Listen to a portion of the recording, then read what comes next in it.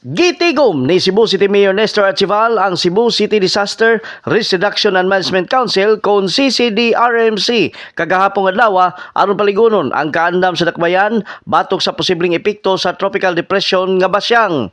Gipailam sa blue alert status ang tibok syudad di nagpasabot kini kag gipagkusog ang monitoring ug andam ang tanang ahensya sa pagresponde kung adunay emerhensiya. Gimanduan usab sa mayor ang tanang barangay nga i-activate ang ilang disaster preparedness plans ug magpabiling naka-standby. Gipang-deploy na ang mga disaster response team sa North ug South District sa syudad ug andam na usab mga kagamitan ug supply alang sa paspas nga deployment kung gikinahanglan.